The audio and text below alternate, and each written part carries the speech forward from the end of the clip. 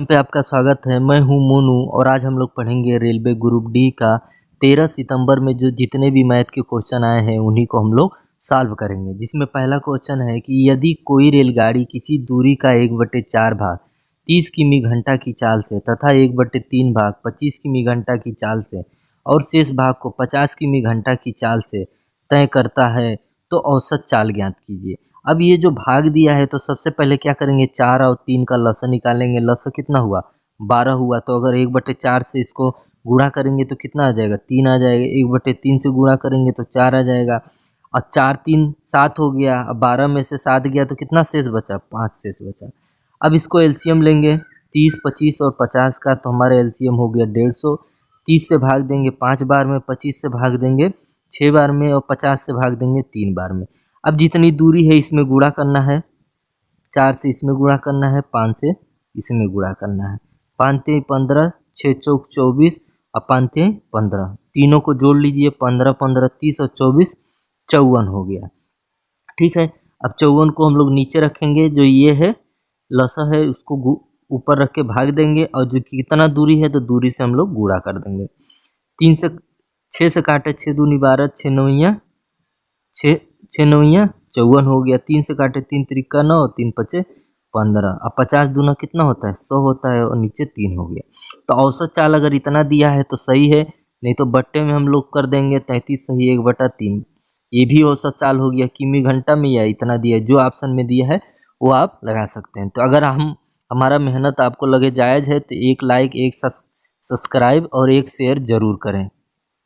अब next question है कि x - 1/x बराबर 6 हो तो x³ - 1/x³ का मान बताना है। मतलब इतना बराबर अगर 6 दिया है तो x³ - 1/x³ का आपको मान बताना है। तो सबसे पहले हम लोग फार्मूला देखेंगे, क्योंकि इस तरह का सवाल हर शिफ्ट में 1 से 2 पूछा जा रहा है। तो कम से कम आप पूरा फार्मूला जान जाएंगे तो हर शिफ्ट का कोई भी क्वेश्चन छोड़ नहीं पाएंगे। तो आइए सबसे पहले हम देखते हैं x + 1/x बराबर अगर p दिया हो और आपसे पूछे x² + 1/x² वाला पूछे तो p का स्क्वायर -2 हो जाता है। अगर p का क्यूब + 1/p का क्यूब पूछे तो p का क्यूब -3p हो जाता है। इतना बात समझ में आया। लेकिन अगर x - 1/x बस चिन्ह का अंतर है, यहाँ प्लस था यहाँ पे माइनस है, और x² - 1/x² पूछे और x³ - 1/x³ पूछे तो यहाँ पे जो माइनस है तो उसको हम लोग क्या कर देंगे, प्लस कर देंगे। बाकी चीज़ आपका वही रहेगा। इतना बात समझ में आ गया। देखिए चिन्ह का फर्क है, अगर माइनस है तो इधर प्लस हो जाएगा, अगर इधर इन दोनों में प्लस है तो इधर का माइनस में हो जाएगा। अब देखिए इन दोनों में माइनस है तो p बराबर हमारा दिया है 6 और किसका मान निकालना है, इसका निकालना है। मतलब pq + 3p का मान निकालना है। तो p बराबर दिया है 6 तो 6 पे q + 3 × p बराबर 6। तो 6 का क्यू करेंगे हो जाएगा 216, 6 त्रिक हो जाएगा 18, 8 6 14 का 4, 2 1 3, 2 का 2। तो हमारा आंसर कितना निकला, 234, जो कि आपका आंसर हो गया। आइए अब नेक्स्ट क्वेश्चन देखते हैं कि दो संख्याओं का एचसीएफ 8 है तथा दोनों संख्या 5 7 में है तो संख्याओं का लघुत्तम समापवर्तक क्या होगा। सबसे पहले आइए मैं आपको एक राज की बात बताता हूँ। राज की बात यह है कि अगर आप कोई संख्या लिखते हो, मान लीजिए पहली संख्या लिख दिए, तो इसको अगर आप तोड़ोगे तो ये एचसीएफ गुणे अनुपात में टूटेगा। दूसरी बात, अगर दूसरी संख्या लिखते हो, अगर इसको तोड़ोगे तो एचसीएफ और ये भी अनुपात में टूटेगा। अब बात करते हैं, अगर एलसीएम को तोड़ोगे तो ये हो जाएगा पहली संख्या का अनुपात गुणे दूसरी संख्या का अनुपात गुणे एचसीएफ होता है। अनुपात किसे कहते हैं, जब तक काटेंगे जब तक वो पूरा पूरा कट न जाए उसी को हम लोग अनुपात कहते हैं। ठीक है, जैसे कि ये अनुपात में है, दोनों संख्याओं को काट के किस में रखा गया है, अनुपात में। अब एलसीएम की बात कहा है तो एलसीएम में मैंने बताया था कि पहली संख्या का अनुपात दूसरी संख्या का अनुपात, तो पहली संख्या का अनुपात 5, दूसरी संख्या का अनुपात 7 और एचसीएफ कितना है, 8 है तो 8 रख दिए। तो अब गुणा कर देंगे, 8 पंचे हो गया 40 और 4 सते कितना होता है 28, 0 का 0, तो हमारा एलसीएम कितना हो गया 280 हो गया। अगर यही पूछता है कि पहली संख्या बताइए तो हम ये सीएफ और अनुपात में गुणा कर देते हैं तो हमारी पहली संख्या आ जाता। मान लीजिए ये पहली संख्या है तो अब ये पहली संख्या का अनुपात गुणे मौसा का गुणा कर देते हैं, ये हमारी पहली संख्या आ गया।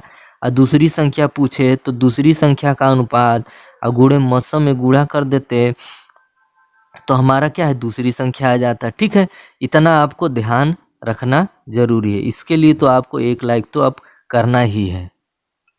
अब नेक्स्ट क्वेश्चन है कि tan square 30 degree minus cot square 52 degree का मान बताना है। तो बहुत से टीचर क्या करते हैं कि टेन 30 को आप लिख सकते हैं कॉट स्क्वायर 52 डिग्री रख सकते हैं और ये कॉट स्क्वायर 52 डिग्री है। तो इन दोनों को काटेंगे तो हमारा क्या आ जाएगा, 0 आ जाएगा, जो कि आपका आंसर हो जाएगा।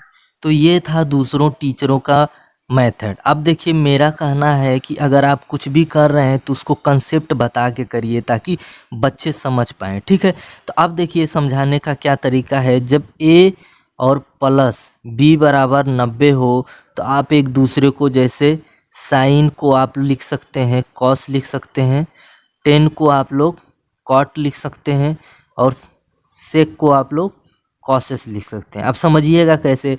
जैसे मान लीजिए अगर a बराबर 40 है, साइन a बराबर 40 है, तो अब b की जगह क्या रखें कि 90 डिग्री आ जाए। तो b की जगह रखेंगे 50, तो cos 50 आप रख सकते हैं कि दोनों को जोड़ने पे अगर 90 आए तो दोनों का मान बराबर होगा। इसी तरह मान लीजिए 10, जैसे वहाँ पे 38 दिया है तो क्या जोड़े कि 50 आ जाए। तो 10 52 जोड़ेंगे तो आप क्या आ जाएगा, 52 मतलब 90 आ जाएगा। तो 10 अगर 38 रखते हैं तो यहाँ पे आप क्या रख सकते हैं, 52, मतलब दोनों का मान बराबर है। अब से कि यहाँ पे मान लीजिए 10 डिग्री रख दें यहाँ पे, तो क्या जोड़ें कि 90 डिग्री आ जाए। तो 80 डिग्री जोड़ेंगे तो आपका 90 डिग्री आ जाएगा। तो सेक 10 डिग्री और कॉसेस 80 डिग्री यहाँ पे रख सकते हैं। इसी तरह जैसे 10 स्क्वायर 38 दिया है तो 10 स्क्वायर 38 की जगह 10 स्क्वायर 52 रख सकते हैं। और ये भी हो सकता है जैसे कॉट स्क्वायर 52 दिया है, इसके जगह पे आप 10 स्क्वायर 38 रख सकते हैं, मतलब कॉट 52 की जगह 10 38 रख सकते हैं। ठीक है, तो यही रख दिए हैं और ये माइनस में है प्लस में है, कट गया तो 0 आ गया। ये आपका आंसर हो गया। अगर मेथड ठीक लगे तो जानबे करते हैं ये कि यूट्यूबर को क्या चाहिए, लाइक शेयर और सब्सक्राइब। अब नेक्स्ट क्वेश्चन दिया है कि 603 गुणे 597 का गुणा करना है। ये देखिए अगर आप ध्यान से देखेंगे तो ये फार्मूला लगा है a प्लस बी और a माइनस बी का। अब ये किसका फार्मूला, ए स्क्वायर माइनस बी स्क्वायर का। या तो आप इसको रखिए या तो इसको रखिए, दोनों का मान क्या है, बराबर है। तो इसको सबसे पहले हम लोग इसमें बैठाएंगे तो 600 प्लस 3 करेंगे और इसको करेंगे 600 माइनस 3, मतलब 600 ए हो गया अब बी 3 हो गया, और 600 ए हो गया बी 3 हो गया, ये माइनस है और ये प्लस। देखिए ए प्लस बी और ए माइनस हो गया कि नहीं हो गया। अब इसको हम लोग क्या लिख सकते हैं, ए स्क्वायर माइनस बी स्क्वायर लिख सकते हैं। तो ए की जगह हम क्या रखे थे 600 का होल स्क्वायर, माइनस बी की जगह क्या है 3 है तो 3 का होल स्क्वायर।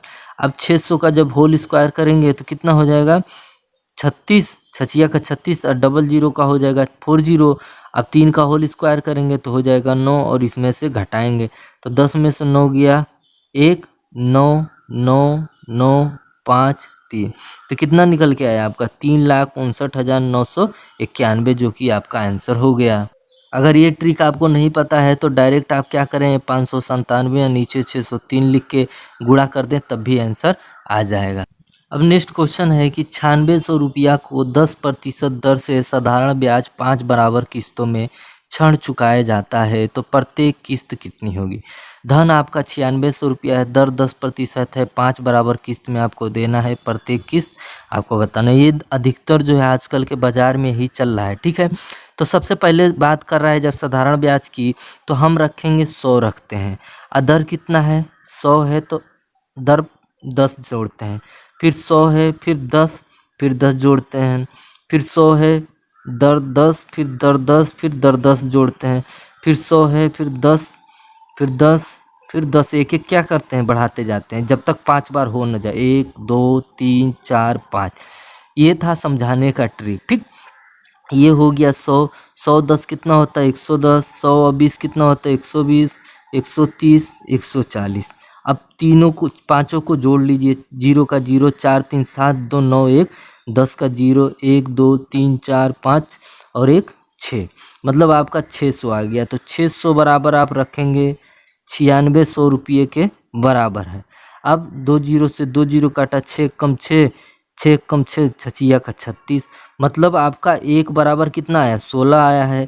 तो 100 बराबर कितना हो जाएगा 1600 आ गया। तो प्रत्येक किस्त हमारा कितना निकल के आया 1600 निकल के आया, जो कि आपका आंसर हुआ। अब नेक्स्ट क्वेश्चन है कि एक्स स्क्वायर प्लस 6 बराबर एक्स प्लस 8 हो तो मूल ज्ञात कीजिए। ठीक है, इसका मूल ज्ञात करना है तो सबसे पहले मूल ज्ञात करने के लिए हमको सबको एक तरफ लाना है। तो 6 स्क्वायर प्लस 6 ये इधर आ जाएगा -1 और ये इधर आ जाएगा तो -8, ये 0 हो गया। अब जो सॉल्व करने वाला रहेगा सॉल्व करेंगे, एक्स स्क्वायर -x, 8 में से 6 गया कितना बचा -2 बचा। ठीक है, तो अब ये हमारा बन गया। अब यहाँ पे देखिए 2 ऐसा है कि गुणा करने पे क्या आना चाहिए 2 आना चाहिए, लेकिन घटाने पे यहाँ पे माइनस का चिन्ह है तो घटाने पे क्या आना चाहिए 1 आना चाहिए। तो 2 1 कम 2, ठीक, तो -2 में से 1 घटाएंगे x -2। इतना बात समझ में आया। अब ब्रैकेट थोड़ा खोल देंगे, -2x प्लस x -2 बराबर 0।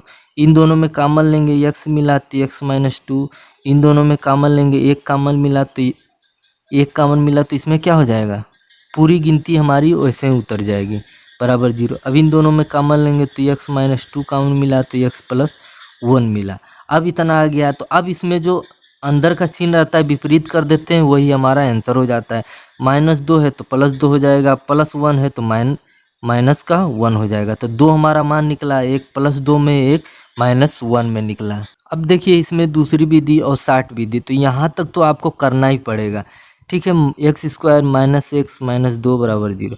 यहाँ पे 2 को इसको ले लीजिए, इसको 2 भागों में ऐसा तोड़िए कि गुणा करने पे 2 आए और घटाने पे -1 आए। तो 2 1 कम 2, गुणा करने पे 2 आ गया, लेकिन घटाने पे क्या आना चाहिए 1 आना चाहिए। तो -2 में से अगर +1 घटाएंगे तभी तो हमारा -1 बचेगा। क्यों -1 रहेगा, क्योंकि यहाँ पे -1 छुपा हुआ है। ठीक, माइनस तो दिख रहा है, 1 छुपा हुआ है, बस इतना आ गया। अब चिन्ह हम विपरीत कर देते हैं, 2 का प्लस में हो जाएगा, 1 का आपका माइनस में हो जाएगा।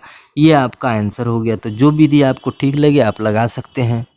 अब नेक्स्ट क्वेश्चन है कि घन का आयतन 216 घन मीटर हो तो घन का विकर्ण क्या होगा।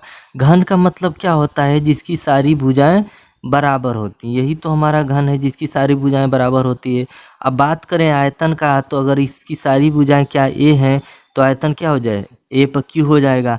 अब बात करें घन का विकर्ण का, तो a√3 आपका हो जाएगा घन का विकर्ण।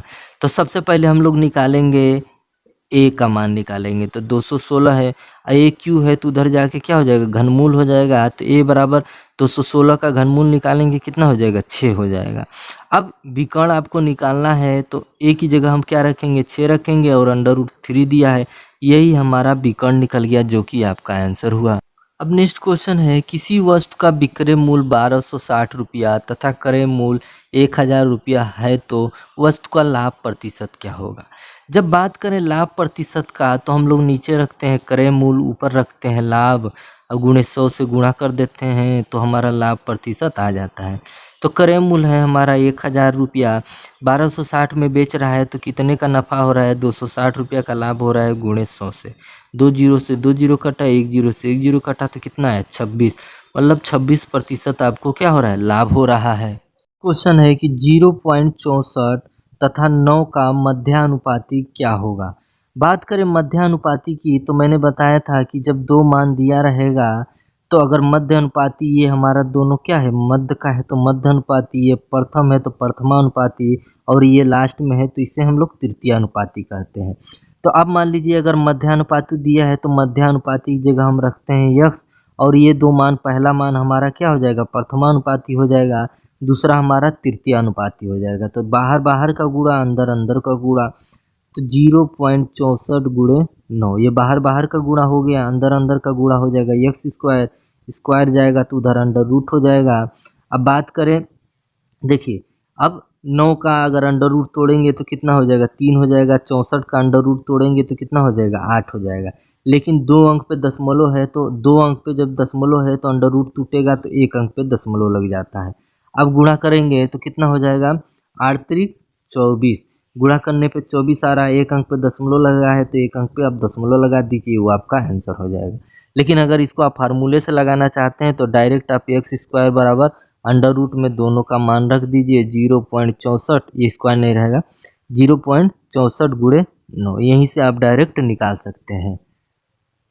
अब नेक्स्ट क्वेश्चन है कि किसी आंकड़ों की माध्य 10 है तथा माध्यिका 10 है तो बहुलक क्या होगा। जब इस प्रकार माध्य और माध्यिका दे तो बहुलक का फार्मूला क्या होता है, शायद आपको याद होगा कि बहुलक बराबर होता है 3 गुणे माध्यिका -2 माध्य होता है। ठीक है, तो 3 गुणे माध्यिका कितना है 10, तो हमने 10 रख दिया, माइनस माध्य कितना है, माध्य हमारा 10 है तो 10 रख दिए। अब 10 को 30 से गुणा 3 से गुणा करेंगे 30 हो जाएगा, 2 से 10 को गुणा करेंगे 20 हो जाएगा, 30 में से 20 गया कितना हो गया 10, तो आपका बहुलक कितना निकला 10 निकला, जो कि आपका आंसर हो गया। नेक्स्ट क्वेश्चन कह रहा है कि किसी समकोण त्रिभुज की अन्य दो कोण 4:1 में है तो बड़ी कोण का मान ज्ञात कीजिए। कह रहा है कि जो त्रिभुज है कैसा है, समकोण है। समकोण का मतलब क्या होता है कि जो एक भुजा रहती है 90 डिग्री का कोण होता है। ठीक है, अब बाकी दो भुजा कह रहा है कि जब ये अनुपात में दिया है तो इसमें मस की कमी, तो मस हम डाल देते हैं x, तो एक भुजा 4x हो जाएगा, एक भुजा x हो जाएगा, ये 4x हो गया और ये हो गया x। मुझे पता है कि त्रिभुज के तीनों कोणों का योग 180 डिग्री होता है, तो ये 90 डिग्री इधर निकल गया, तो इन दोनों कोणों का मान कितना होगा 90 डिग्री होगा। तो 4x प्लस x को जोड़ने पे कितना आना चाहिए 90 डिग्री आना चाहिए, तो 4 और 5 कितना होता है 5x, 4 और 1x, ठीक 90, तो 5 एक कम 5, 5 दूना 10, 9 दूना 18 हो गया। ठीक है, अब x बराबर कितना निकला 18 निकला। अब कह रहा है बड़ी कोण का मान बताइए, तो बड़ा कोण है 4, तो x की जगह हम रख देंगे क्या 18, 18 चौक कितना होता है 72, जो कि आपका आंसर हो गया। ठीक है, अब नेक्स्ट क्वेश्चन है कि ए किसी कार्य को 10 दिन में करता है तथा बी की सहायता से काम 6 दिन में पूरा हो जाता है, तो बी कार्य को कितने दिन में करेगा। ए अकेले अगर काम करता है 10 दिन में और ए बी दोनों मिलके करते हैं 6 दिन में, तो बी का कार्य बताना है। तो सबसे पहले हम लोग करेंगे ए का कार्य कितना है 10 दिन में, और ए प्लस बी का कार्य कितना है 6 दिन में। दोनों को आप लोग लसन निकाल दीजिए, 30 हो गया, 10 से भाग देंगे 3 में और 6 से भाग देंगे तो 5 में हो जाता है। ठीक है, अब ए बी में से हम लोग क्या करेंगे ए को घटाएंगे, ए बी में से ए को घटाएंगे तभी तो बी बचेगा हमारा, तो मतलब 5 में से हम लोग 3 को घटा देंगे, तो 5 में से 3 गया कितना बचा 2 बचा। तो अब कुल कार्य कितना है 30 है, तो 30 को ऊपर रख दीजिए, 2 से भाग दिए तो कितना आ गया 15 आ गया। तो बी अकेला कार्य को कितने दिन में करेगा 15 दिन में करेगा। अब नेक्स्ट क्वेश्चन है tan square 60 degree plus cot square 30 degree sec square 20 degree minus tan square 20 degree का आपको मान बताना है। तो 60 बराबर होता है अंडर रूट 3, स्क्वायर दिया है तो स्क्वायर लगा दिए, और कॉट 30 डिग्री दिया है उसका भी मान होता है अंडर रूट 3, स्क्वायर दिया है तो स्क्वायर लगा दिए। अब sec square 20 degree minus tan square 20 degree का अगर आप एक फार्मूला पढ़े होंगे तो 1 प्लस टेन स्क्वायर बराबर होता है सेक स्क्वायर थीटा। ठीक है, अगर हम 1 को यहीं पे रखें तो सेक स्क्वायर थीटा उधर जाएगा तो क्या हो जाएगा माइनस टेन स्क्वायर थीटा बराबर क्या हो जाता है 1। तो यही देखिए मान दिया है सेक स्क्वायर थीटा, थीटा की जगह कोई रहता है उससे फ़र्क नहीं पड़ता है, और टेन स्क्वायर थीटा, तो दोनों का मान हमारा क्या आया 1 आया है, तो नीचे हम क्या रख देंगे 1 रख देंगे। अंडर रूट 3 को अगर स्क्वायर करेंगे तो 3 में बदल जाएगा, इसी तरह इसको भी 3 में बदल देंगे, और 3 3 कितना होता है 6 होता है, जो कि आपका आंसर होता है। अब नेक्स्ट क्वेश्चन है कि इनमें से कौन सा चतुर्भुज का स्वरूप में बनी विकर्ण एक दूसरे को समकोण पे नहीं काटती है। जैसे कह रहा है कि विकर्ण जो है 90 डिग्री पे नहीं काटती है, वो कौन सा है, आयत है कि वर्ग है कि समचतुर्भुज है कि समांतर चतुर्भुज है। तो सबसे पहले मैं बता दूं कि 4 ऐसे रेखाएं जो एक दूसरे को आपस में मिलती हों उसे हम लोग क्या कहते हैं चतुर्भुज कहते हैं। और जब बात चतुर्भुज की हो गई तो चतुर्भुज को कैटेगरी मतलब इसके निर्माण इसके आकार के आधार पर इसको कई भागों में बांटा गया है। जैसे आयत बांटा गया है, वर्ग बांटा गया है, समचतुर्भुज बांटा गया है, समांतर चतुर्भुज बांटा गया है। जिसमें आयत में यह कहा जाता है कि आमने सामने की भुजा बराबर होती है, और जो विकर्ण होता है एक दूसरे को 90 डिग्री पे काटता है, और जो भुजा भी क्या है 90 डिग्री पे काटता है। तो ये 90 डिग्री पे काटता है तो ये तो होगा नहीं। अब दूसरा बात करते हैं तो वर्ग, तो वर्ग का मतलब होता है कि सभी भुजाएं जिसकी बराबर होती हैं, और ये जो है भुजाएं जहाँ मिलती हैं वो भी 90 डिग्री का कोण बनाती हैं, और विकर्ण भी जहाँ मिलता है वहाँ भी 90 डिग्री का कोण बनाता है, तो ये भी नहीं हो सकता। अब बात करते हैं समचतुर्भुज का। समचतुर्भुज का मतलब ये होता है जिसकी सभी भुजाएं बराबर होती हैं, लेकिन जरूरी नहीं कि ये जहाँ भुजाएं मिलती हैं वो 90 डिग्री का कोण बनाए, लेकिन जो विकर्ण मिलता है वो 90 डिग्री का कोण बनाता है, तो ये भी विकर्ण हमारा समचतुर्भुज भी नहीं होगा। समांतर चतुर्भुज ये कहता है कि आमने सामने की भुजा क्या है, बराबर होती हैं, लेकिन ज़रूरी नहीं कि ये 90 डिग्री का कोण बनाए, लेकिन ये भी ज़रूरी नहीं कि ये भी 90 डिग्री का कोण बनाए, मतलब विकर्ण भी 90 डिग्री का कोण नहीं बनाती है। तो यही समांतर चतुर्भुज एक है जो 90 डिग्री का कोण नहीं बनाती है, और यही हमारा क्या हो जाएगा, आंसर हो जाएगा। अब नेक्स्ट क्वेश्चन बहुत ही आसान है कि P बराबर 1000, R बराबर 6%, T बराबर 2 वर्ष हो तो साधारण ब्याज ज्ञात कीजिए। अब साधारण ब्याज का फार्मूला क्या होता है, मूलधन गुणे दर गुणे समय बट्टे क्या होता है, 100 होता है। तो मूलधन हमारा कितना है, 1000 है, दर 6% है, समय 2 वर्ष है, अब बट्टे क्या कर देंगे 100, तो 2 जीरो से 2 जीरो कटा, 6 दूना कितना होता है 12 होता है, 1 जीरो 1 जीरो, तो हमारा जो साधारण ब्याज निकल के आया कितना निकल के आया 120। अब नेक्स्ट क्वेश्चन है कि ए और बी की वर्तमान आयु का योग 80 वर्ष है, 8 वर्ष बाद उनकी आयु का अनुपात 17:15 है, तो बी की आयु ज्ञात कीजिए। कह रहा है ए और बी की वर्तमान आयु कितना है, 80 वर्ष है, और 8 वर्ष बाद जो है उनकी आयु का अनुपात 17:15 हो जाएगा। मतलब ये अनुपात, मतलब अनुपात में है तो मौसम की कमी, तो मान लीजिए ये 17 हो गया, 15 हो गया, ठीक। अभी ये कह रहा है कि 8 वर्ष बाद है, अगर इस दोनों में 8 वर्ष घटा देंगे तो हमारा वर्तमान उम्र पता हो जाएगा। तो 17x में से 8 वर्ष घटा दीजिए, 15x में से 8 वर्ष घटा दीजिए, और इन दोनों का योग हमारा कितना है, 80 वर्ष है, 80 रख दिए। अब 17 15 कितना हो गया 32x, 8 8 उधर जाएगा तो क्या हो जाएगा, माइनस है तो प्लस में हो जाएगा। अब अगर जोड़ेंगे तो कितना हो गया 96, और इधर 32x, तो 32 से कम 32, 32 कितना हो गया 96। अब x बराबर कितना आया 3 आया। अब पूछा है b का मान, तो b बराबर कितना है 15x माइनस 8, ठीक। तो 15 गुणे x की जगह रखेंगे 3 माइनस 8, 15 3 45, और माइनस 8 घटा देंगे तो कितना हो जाएगा 37।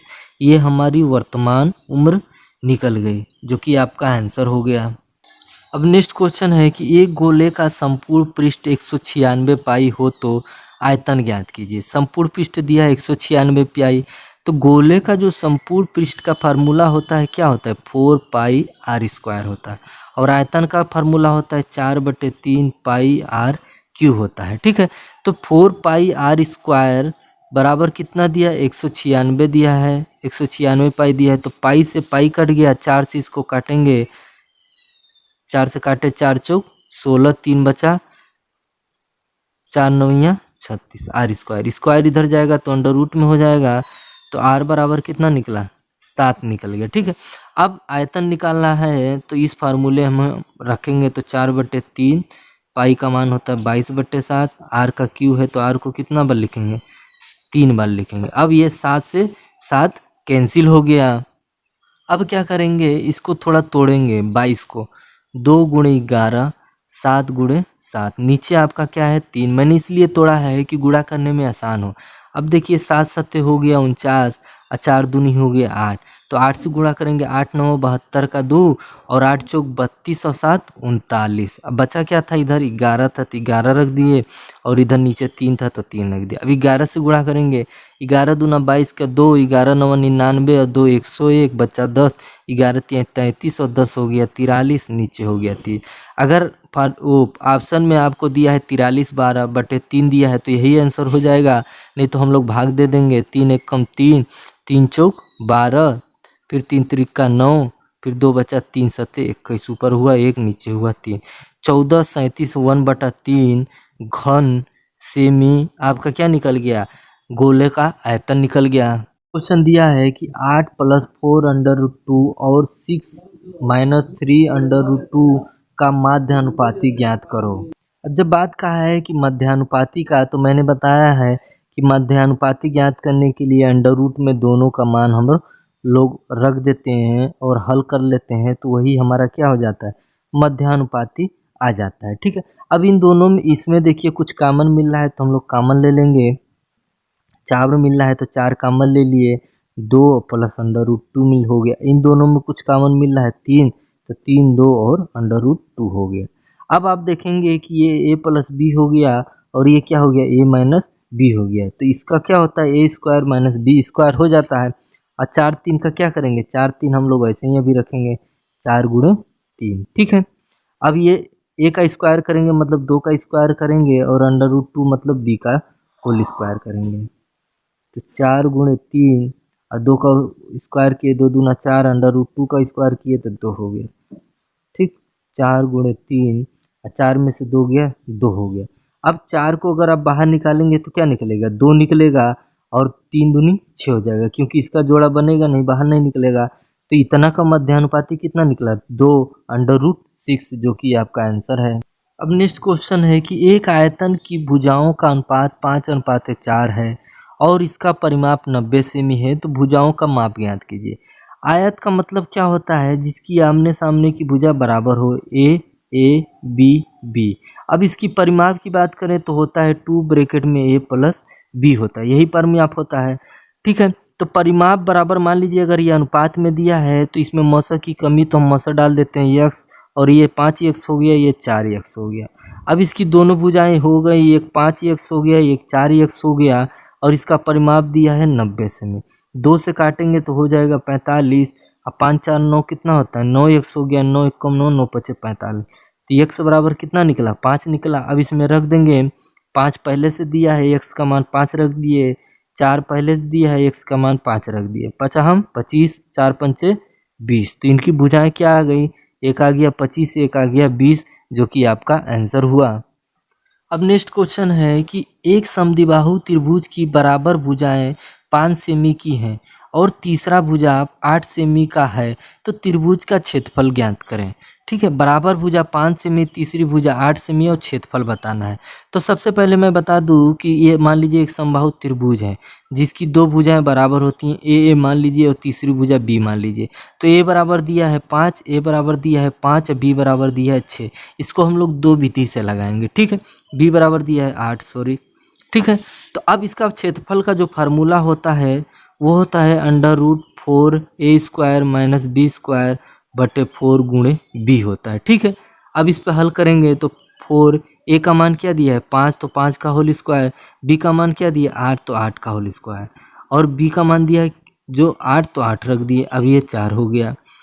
ठीक, तो 25 25 चौके कितना होता है 100, 8 अट्ठे होता है 64 गुणे 8 बटे 4, 4 एक कम 4, 4 दूना 8 हो गया।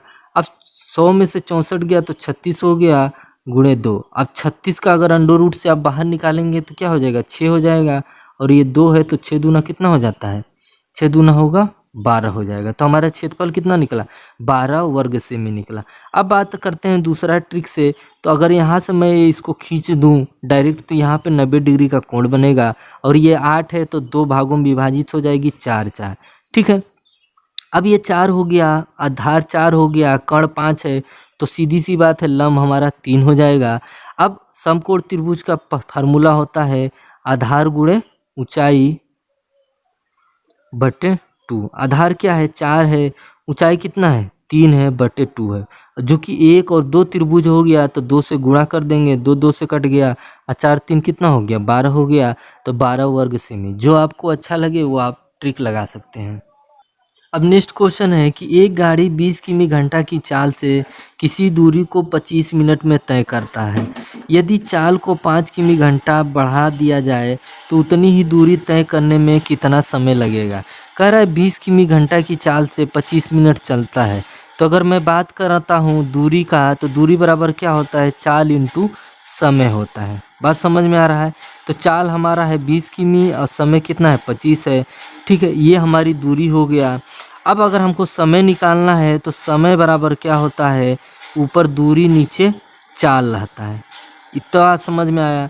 अब दूरी कितना है 20 गुणे 25 है, 20 गुणे 25 रख दिए, और चाल कितना है 5 किमी बढ़ा दें तो 20 पहले था, 5 और बढ़ा दें तो कितना हो जाएगा 25। तो 25 से 25 काटे और ये 20 आ गया। तो 20 हमारा क्या है, ये मिनट में था तो ये भी क्या आएगा मिनट में ही आएगा। ठीक है, तो 20 मिनट लगेगा उतनी ही दूरी को तय करने में। अब नेक्स्ट क्वेश्चन है कि प्रथम 5 अभाज्य संख्याओं का योग ज्ञात कीजिए। बहुत ही आसान है लेकिन जो समझ सके उसके लिए है। 5 अभाज्य संख्याओं का योग ज्ञात करिए। तो अभाज्य संख्याएं क्या होती हैं कि जो खुद से कटे या तो एक से कटे उसी को अभाज्य संख्या कहते हैं। अरे ग्रुप डी का पेपर दे रहे हैं, इतना तो आपको पता ही होगा, बताने की ज़रूरत है नहीं। तो पहला अभाज्य संख्या है 2, उसके बाद है 3, उसके बाद है 5, उसके बाद है 7, उसके बाद 11। 5 ही पूछा है तो हम लोग केवल 5 रखेंगे, ठीक है। अब जोड़ेंगे 3 2 5 5 5 10 10 7 17 17 और 11 कितना होता है 28। तो प्रथम 5 अभाज्य संख्याओं का योग कितना निकला 28। अब नेक्स्ट क्वेश्चन है कि एक व्यक्ति 3 समान दूरी को 6 किमी घंटा 8 किमी घंटा और 5 किमी घंटा की गति से तय करता है, तो औसत चाल बताइए। जब देखिए दूरियां समान है तो सबसे पहले आप तीनों का लसन निकाल लीजिए। 8 6 और 5 का लसन निकला 120। 6 से भाग देंगे 20 बार में जाएगा, 8 से भाग देंगे 15 बार में जाएगा और 5 से भाग देंगे कितना बार में जाएगा 24 बार में जाएगा, ठीक है। अब क्या करेंगे, तीनों को हम लोग जोड़ लेंगे। 20 15 हो गया 35, 35 और 24 जोड़ लेंगे तो कितना हो जाएगा 59 हो जाएगा। तो नीचे रखेंगे 59, अब ऊपर रखेंगे लसा तो 120। और कितना, एक दूरी इसने समान की है, एक दूरी इसने, एक दूरी इसने, मतलब 3 दूरी समान है तो किससे गुणा करेंगे 3 से गुणा करेंगे, ठीक है। तो 120 को अगर 3 से गुणा करेंगे कितना हो जाएगा 360 बटे 59। इतना किमी प्रति घंटा उसकी औसत चाल निकल गई। अब नेक्स्ट क्वेश्चन है कि 25 36 का मध्यानुपाती ज्ञात करें। तो मध्यानुपाती ज्ञात करने के लिए मैंने बताया था कि बस अंडर रूट में दोनों का गुणा कर दीजिएगा 25 और 36 का। तो अगर अंडर रूट को से 25 और 36 का गुणा करेंगे, मतलब अंडर रूट से 25 को निकालेंगे तो 5 निकलेगा और 36 को निकालेंगे तो 6 निकलेगा। तो 5 छंग कितना हो गया 30 हो गया। यही हमारा मध्यानुपाती हो गया। अब नेक्स्ट क्वेश्चन है कि एक दुकानदार एक वस्तु को 20% लाभ पर बेचता है। यदि उसने इसे उसके क्रय मूल्य से 20% कम पर खरीदा और 10 रुपया कम पर बेचा होता तो 25% का लाभ हो गया। तो क्रय मूल्य क्या है। अब ध्यान दीजिएगा, पहले मान लीजिए वस्तु का हम लोग मानते हैं क्रय मूल्य कितना, मान लीजिए 100 मान लीजिए। उसने कहा है कि 20% लाभ पर बेच दिया तो इसको 120 मान लीजिए, ठीक। फिर उन्होंने कहा है कि अगर इसको 10-20% कम पे खरीदता, मतलब 100 रुपये की चीज़ को कितने में खरीदता 80 में खरीदता, तो अब इस पर 10 रुपया कम में बेचता तो उसको कितना परसेंट का लाभ होता 25% का लाभ होता, मतलब 125 में उसको बेचता। तो 25 पंचे 25 चौके और 4 से इसको भाग दिए 20 और 20 पंचे हो गया 100। मतलब इन दोनों का जो अंतर है, कितने का अंतर है 20% का अंतर है। और रुपये में कितने का अंतर है 10 का अंतर है। मतलब 10 रुपया बराबर 20%। तो हमको क्रय मूल्य निकालना है, मतलब 100% निकालना है, ठीक है। तो 5 से इसको गुणा करेंगे, 5 से इसको गुणा करेंगे तो ये हो जाएगा 100%। अब 10 पचे कितना हो जाएगा 50। मतलब क्रय मूल्य हमारा कितना निकल के आया 50 रुपया निकल के आया, जो कि आपका आंसर हो गया।